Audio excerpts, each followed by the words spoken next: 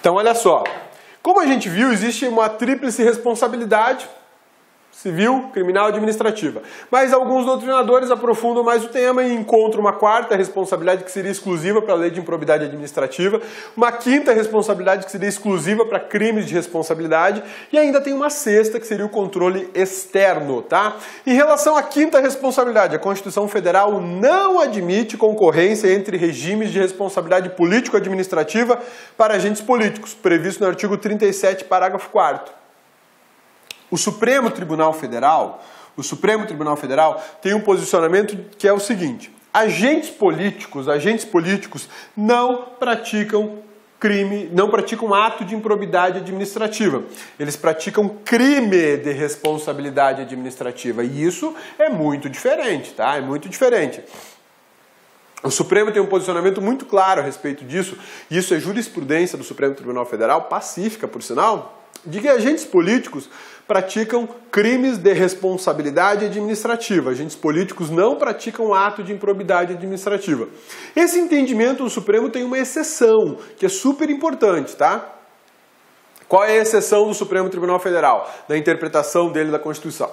Que um agente político só praticaria ato de improbidade administrativa quando não houver lei para o crime de responsabilidade administrativa. Então, olha só que bacana. O Supremo tem uma visão muito específica sobre isso, tá? STF, agente político. O agente político pratica crime de responsabilidade. Responsabilidade. O agente político não pratica ato de improbidade administrativa. Ok? Tem exceção para isso aqui? Tem. Qual é a exceção criada pelo próprio Supremo? Inexistência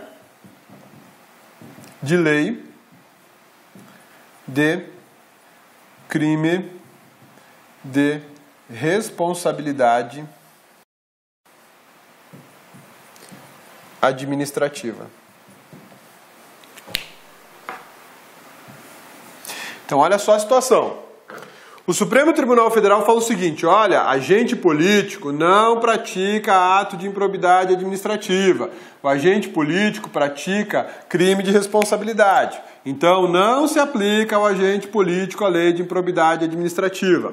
Ok, cabeça. Quem são os agentes políticos que o Supremo está se referindo? Presidente da República, senadores, deputados, governadores, prefeitos, membros da magistratura ou do MP. E quaisquer outros que sejam considerados agentes políticos, como vereador, ministro de Estado, secretário municipal e por aí vai, a lista é enorme. Esses são todos considerados agentes políticos. Aí você tem que ver lá qual é a classificação de agente público, né? Lembra dessa classificação? Agente político, servidor público, empregado público, delegatário, honorífico, credenciado e por aí vai, né?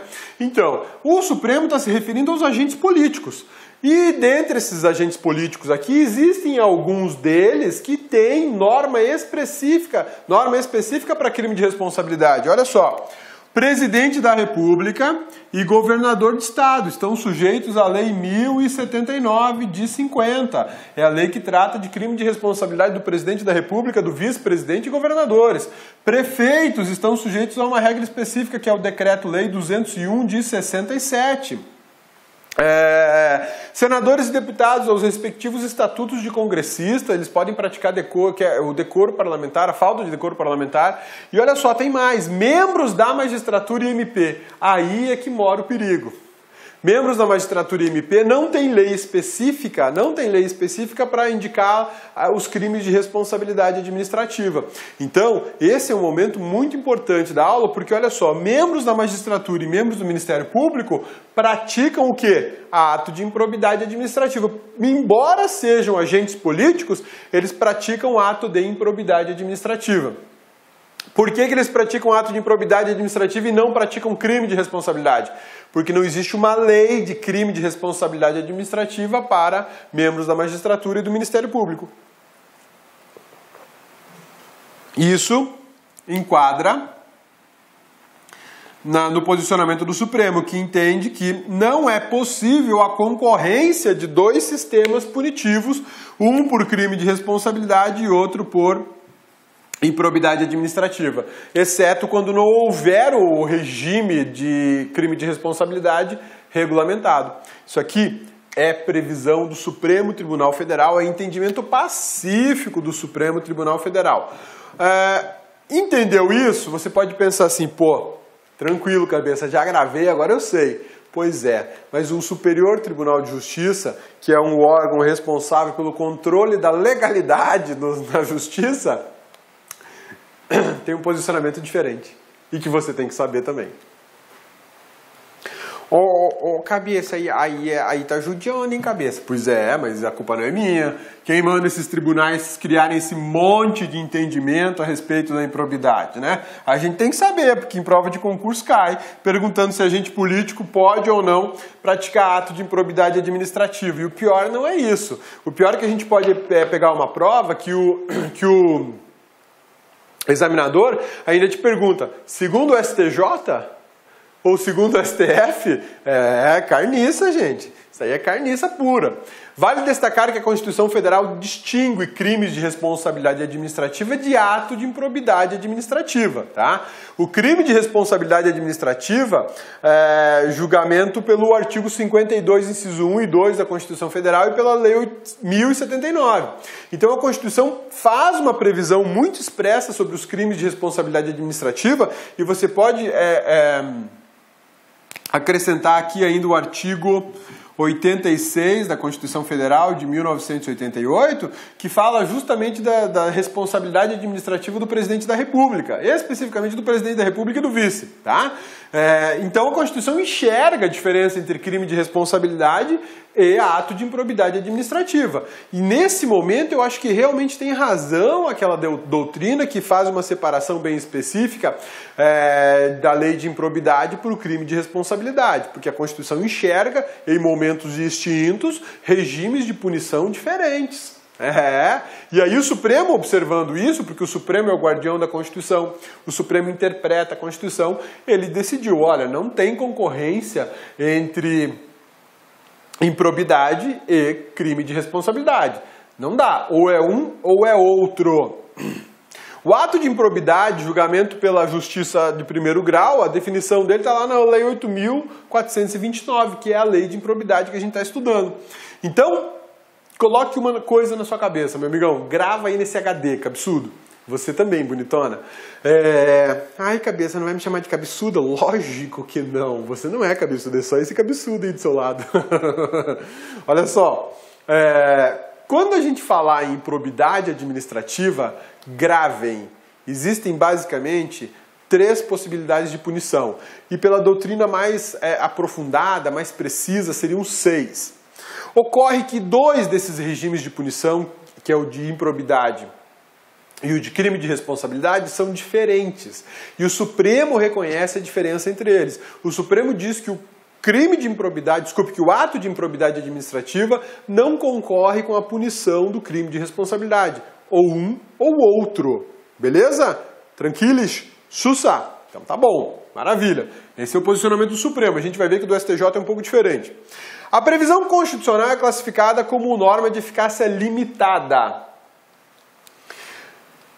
Tutela carente de regulamentação. A regulamentação só ocorreu com o advento da Lei Ordinária 8429 de 92. Então, olha só que bacana. De 88 até 1992, nós não sabíamos exatamente o que era improbidade administrativa. Demorou 4 anos para o legislador apresentar uma lei regulamentando o ato de improbidade administrativa. A Constituição, aquele dispositivo que a gente leu, artigo 37, parágrafo 4º, era tratado como uma norma de eficácia limitada. Por que norma de eficácia limitada? Por quê? Ou cabia ser aula de constitucional ou de administrativo? Aula de constitucional e administrativo, né? O cabeçudo aqui não consegue falar de administração sem lembrar da Constituição, então ele não consegue falar de constitucional sem lembrar do administrativo. Aqui, ó, vamos lá. Eficácia das normas constitucionais. Basicamente, nós temos 3 possibilidades, né? Norma de eficácia plena, norma de eficácia contida e norma de eficácia limitada. Tá? A doutrina classifica o artigo 37, parágrafo 4º da Constituição Federal de 1988 como uma norma constitucional de eficácia limitada. Por que limitada? Porque só em 1992 é que nós tivemos regulamentação dessa norma. Eu discordo um pouco desse entendimento por uma razão muito simples. Hoje a norma existe, nós temos a lei de improbidade e a lei de improbidade, e aí o artigo da Constituição não é mais limitado, ele não depende mais de uma regulamentação para ser aplicado, a regulamentação já existe, a regulamentação está aí, a lei 8429. Agora, posso chamar de limitada? É difícil entender isso, porque se eu já tenho regulamentação, por que eu vou chamar de limitada? Eu tenho norma de eficácia limitada quando ela aguarda, quando ela espera, quando não existe a regulamentação. E hoje eu tenho a regulamentação está presente e eu passo a ter uma norma, portanto, de eficácia contida. Exatamente. Eu classificaria aqui, ó, 37, parágrafo 4º da Constituição Federal de 1988. Por quê? Porque a lei 8429, 8429, eu sempre confundo esses números, né? 8429. Porque a lei 8429 de 92, ela, além de regulamentar, estabeleceu limites para o Estado na aplicação da improbidade administrativa. E quando eu tenho uma norma constitucional que estabelece limites, eu tenho uma norma constitucional de eficácia contida. Ela é contida por uma lei ordinária. Pô, mas é possível a Constituição ser contida, limitada por uma lei ordinária? Sim, quando a própria Constituição autoriza. E ela autorizou gradativamente na forma da lei. Essa lei é a lei de improbidade. Ela autorizou que uma lei ordinária fizesse a limitação do texto constitucional, fizesse a limitação dos efeitos da Constituição. Então, numa prova de concurso público, você pode ter que enfrentar a classificação do dispositivo do artigo 37, parágrafo 4º da Constituição da República, que fala de improbidade administrativa. E aí a resposta mais comum e a mais esperada pelo examinador vai ser essa aqui, a limitada, porque depende de lei regulamentando. Só que se nós formos analisar a realidade atual, a situação hoje da lei de improbidade da Constituição da República, nós já temos a norma regulamentadora. A Constituição não espera mais por regulamentação, a regulamentação já existe. Então eu classificaria como uma norma de eficácia contida. Não que este cabeçudo aqui tenha razão no que está falando. É lógico que você tem que atentar para aquilo que a doutrina fala de forma mais tranquila, mais firme, aquilo que tem sido cobrado em prova. Mas eu não posso deixar de dar a você a oportunidade de abrir um pouco, né? Você abre os horizontes para enxergar a realidade ao teu redor. E aí você enxerga que já existe regulamentação, que a lógica natural da interpretação constitucional seria sim a de classificá-la como eficácia contida, tá? Então, esse plus você guarda para você, e se por alguma razão você enfrentar um examinador ligadaço nessa informação, aí você já está preparado. Ela pode sim ser classificada como de eficácia contida. Beleza? Sussa, tranquilos? Então, o que rola aqui? A previsão constitucional é classificada, ainda é classificada como norma de eficácia limitada, norma constitucional de eficácia limitada. Mas eu já te mostrei, provei para você que ela pode ser classificada como uma norma de eficácia contida. Belezinha? Sussa, tranquilos? Olha lá. A previsão constitucional era classificada como norma de eficácia limitada. Após o advento, a lei de improbidade trata-se de norma de eficácia contida, por conta daquele mecanismo que eu acabei de te esclarecer. Mas volto a afirmar, em prova de concurso público, provavelmente o correto vai estar aqui, ó, nessa bola vermelha, ó. Nessa bola vermelha, tá? Por quê? Nessa bola vermelha. Porque é o entendimento tradicional. Alguns chamam de clássico, né? Pois é. Infelizmente, cabeça não é doutrinador, né? Mas eles podem te cobrar exatamente isso, tá bom? Competência para legislar sobre esse assunto. Improbidade. De quem que é a competência? Esse é um outro ponto delicadíssimo da lei de improbidade, porque a Constituição da República não fala expressamente a quem compete a legislação sobre improbidade administrativa. Pasme, meu amigão. Não fala. Loucura, né? Doideira. E aí, será que o município pode mexer numa norma de improbidade administrativa? Será que o Estado pode fazer uma alteração da lei de improbidade administrativa 8429 de 92? Acredito que não. Mas acreditar que não é a certeza de que não pode? Não existe essa certeza. Sim, não existe. Estou sendo muito franco contigo agora, com você, meu amigão Lac, e com você, bonitona. Por quê? Porque a Constituição não disse expressamente no artigo 21, onde nós temos as competências privativas legislativas, desculpe, no artigo 22, onde nós temos as competências privativas legislativas da União, não consta lá legislar sobre improbidade administrativa. Não consta. E aí a gente tem que fazer um raciocínio, uma construção para dizer que essa competência é da União, tá? Olha só. Competência privativa para legislar sobre a improbidade administrativa é da União. Observações importantes. A Constituição Federal não estabeleceu expressamente a competência da União no artigo 22, mas observa-se aí o princípio da predominância dos interesses. Opa, vamos falar então do princípio da predominância dos interesses e como é que ele justificaria que a competência é da União e não é dos estados, do DF ou dos municípios. Vamos lá. Quando a Constituição falou no artigo 37, parágrafo 4º, sobre a improbidade, nós conversamos aqui que a improbidade, ela é um dever de probidade, ela é um dever de respeito à moral da administração pública. Ótimo, maravilha. E a administração pública só existe a federal? Não. Existe a federal, existe a estadual, existe a municipal e a do Distrito Federal. São 4 esferas de administração pública dentro da República Federativa do Brasil. Ótimo. Será que eu posso estabelecer um critério de improbidade para a União e um critério diferente para os estados e um outro critério diferente para os municípios? E um 4º critério de improbidade para o Distrito Federal? Será que eu posso estabelecer variações de atos de improbidade administrativa? Vamos lá, um exemplo. Causar prejuízo ao erário, vendendo, alienando um bem público por valor muito inferior ao valor de mercado. Ou seja, o imóvel vale 10 milhões, aí eu negocio ele por 10 mil. Tá de sacanagem. Vale 10 milhões, você vai vender por 10 mil? Não tá certo. Você causou um prejuízo gigantesco para a administração pública. Ótimo. Lei de improbidade administrativa causou prejuízo, artigo 9º da Lei de improbidade administrativa. Maravilha, beleza. Mas isso é para a União.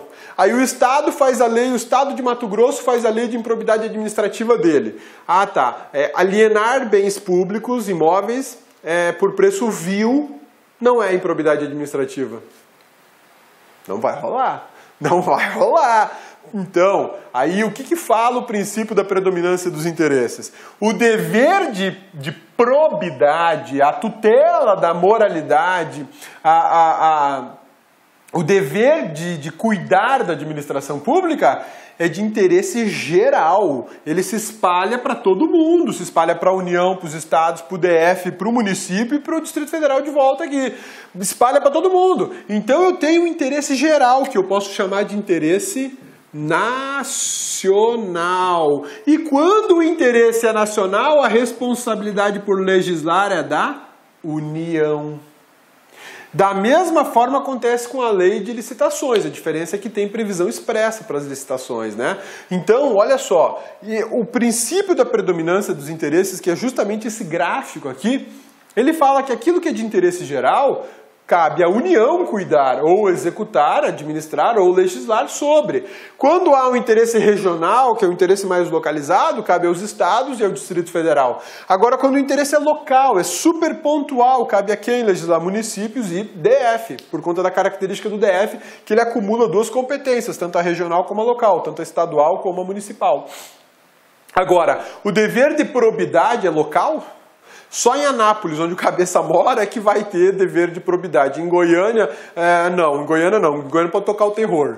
Imagina a loucura que ia ser o sistema jurídico brasileiro, né? Você quer praticar algum ato de improbidade, você muda. Vai lá para a cidade onde improbidade não tem punição. Não vai rolar. Não vai rolar. Então, uma das justificativas da doutrina é que o interesse aqui é geral. E aí você deve atribuir à União a responsabilidade, a competência privativa para legislar sobre improbidade administrativa.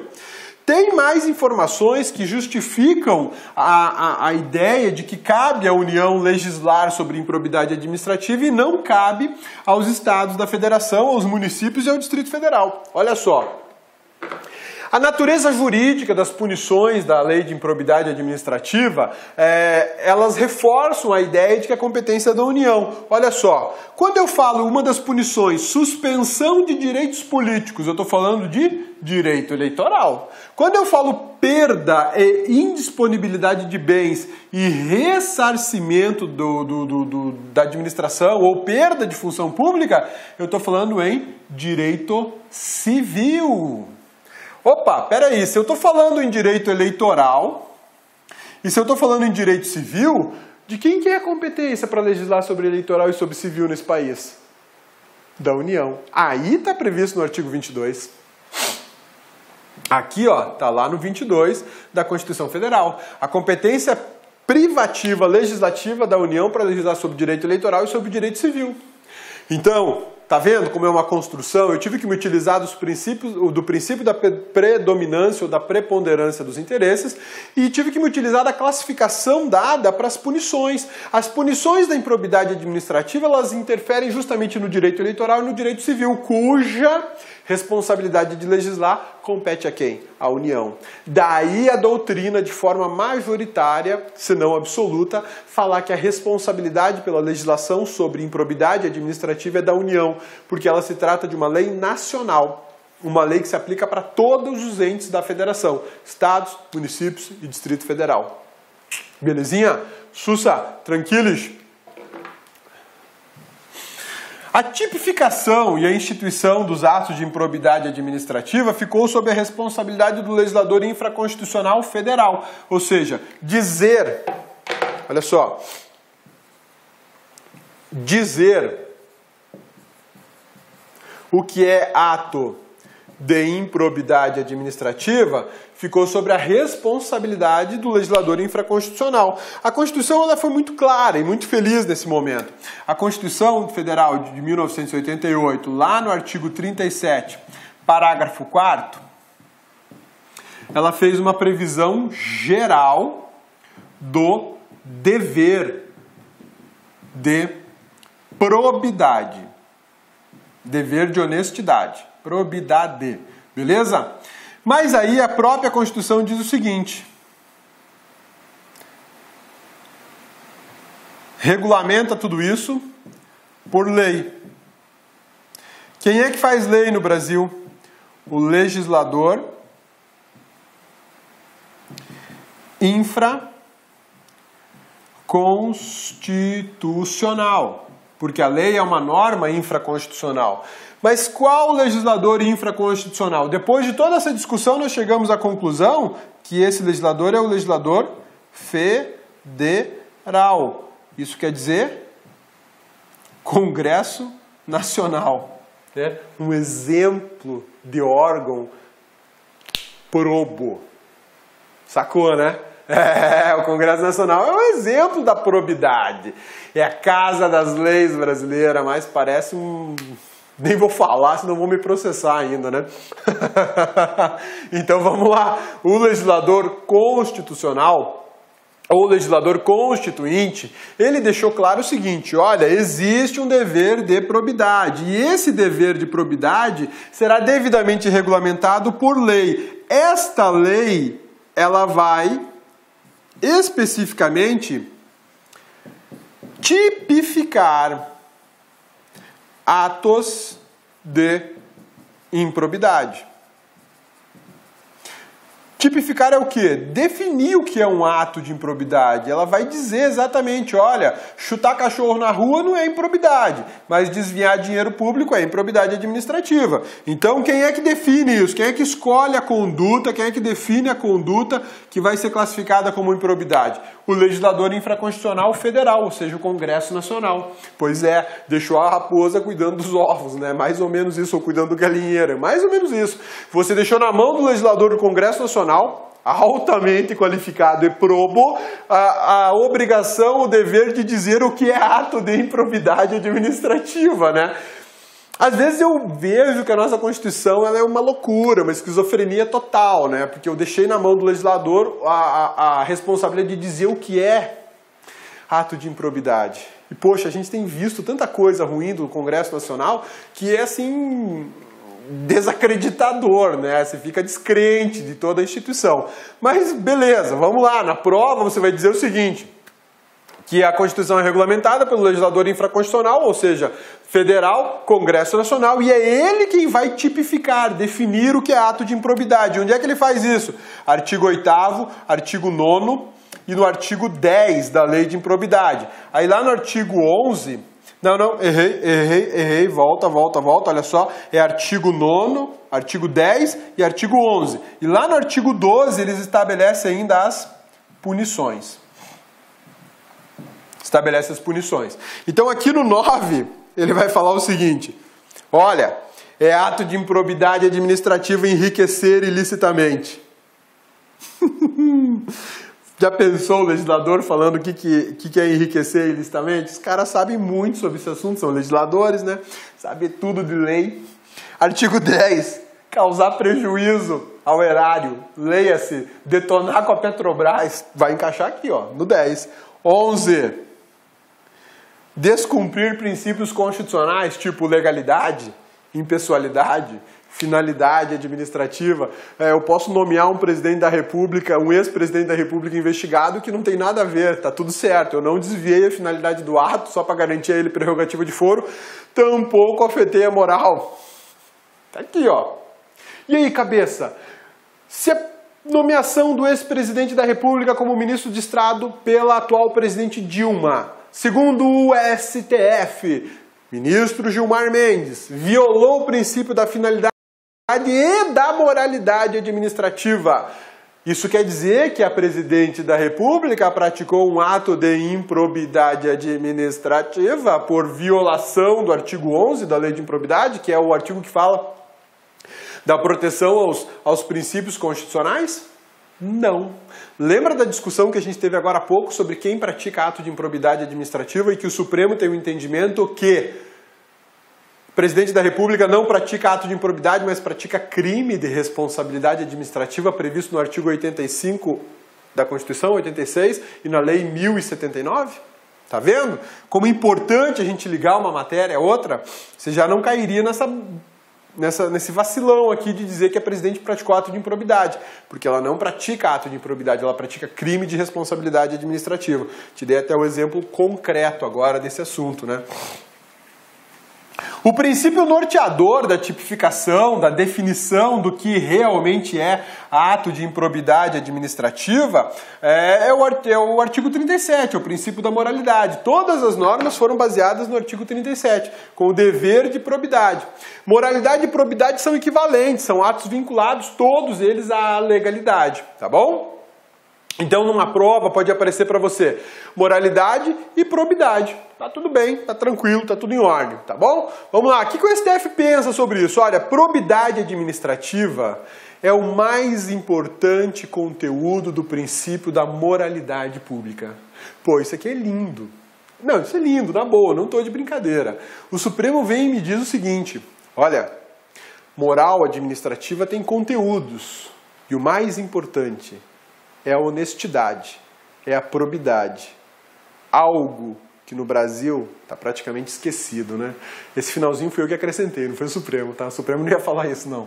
Mas olha só, a moralidade tem um núcleo extremamente importante, esse núcleo se chama probidade. Por isso que eu estou te falando, probidade e moralidade são equivalentes, e não é o cabeça que inventou isso, é o Supremo Tribunal Federal, tá bom?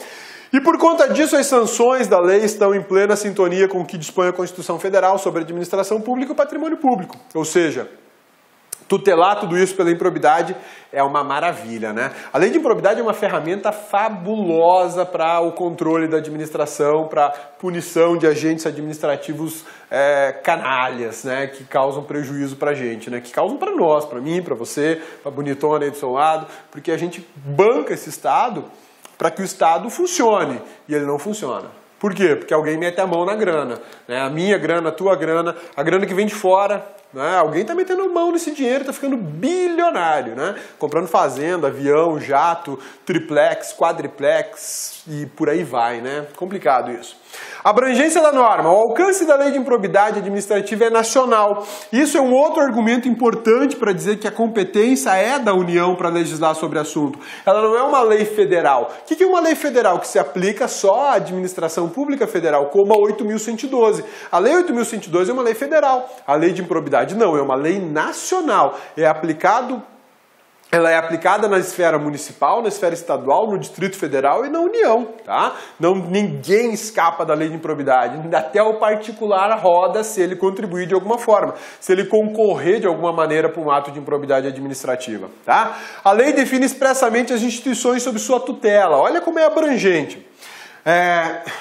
São instituições públicas, da administração pública, protegidas pela lei de improbidade. Administração direta, indireta ou fundacional de qualquer dos poderes da União, dos estados, do Distrito Federal, dos municípios e também dos territórios. Os territórios era desnecessário falar, porque os territórios são autarquias territoriais pertencentes à União. Então falou da União, já englobou todo mundo. Mas o legislador foi muito feliz e muito detalhista, e isso é super bom pra gente. Pô, cabeça, você falou que administração indireta também? Empresa incorporada ao patrimônio público ou entidade para cuja criação ou custeio ou erário haja concorrido ou concorra com mais de 50% do patrimônio da receita anual. Leia-se Petrobras, Caixa Econômica, Banco do Brasil, né? Todas elas entram aí nesse esquemão de custeio ou financiamento inicial de um valor superior a 50% do seu capital, tá? A sociedade de economia mista é assim, a maior parte do capital pertence à administração pública, tá? Quem ainda está, que tipo de instituição ainda está protegida pela lei de improbidade administrativa? Todo patrimônio de entidade que receba subvenção, benefício ou incentivo fiscal ou creditício de órgão público. E mais, aquelas cuja criação ou custeio erário haja concorrido ou concorra com menos de 50% do seu patrimônio anual. E aí, filho, entra o sistema S. Sim, SESI, SENAI, SENAC, SEBRAE, entram os delegatários. Opa, entra delegatário. Olá, meus amigos, minhas amigas. E aí, gostou da aula do professor? Professor top de linha. Eu, professor Luiz Antônio Carvalho, estou aqui para fazer um convite muito especial. Convido vocês a conhecer a nossa metodologia, conhecer o nosso curso super completo e atualizado, com os melhores professores do mercado aqui do Lá Concurso, o curso para o Tribunal Regional Eleitoral do Rio de Janeiro. Aqui, nós temos aqui o melhor custo-benefício. Nesse curso nosso, custa apenas 10 parcelinhas aí de R$20. Você vai ter direito aí assistir o restante dessa videoaula e muito mais. Esse curso nós temos hoje já disponível aí em torno de 270 videoaulas com esse padrão de qualidade que vocês acabaram de assistir. Tá certo, meus amigos? Já esquecendo, você quer esse material de apoio do professor? Então você pode fazer o download gratuitamente, clique no link aqui embaixo, clique lá, faz um cadastrozinho, você vai poder baixar esse material de apoio de forma gratuita aqui do LAC Concurso. Tá certo, meus amigos? Então espero vocês aqui do LAC. Forte abraço, fique com Deus. Tchau, tchau. Clique lá.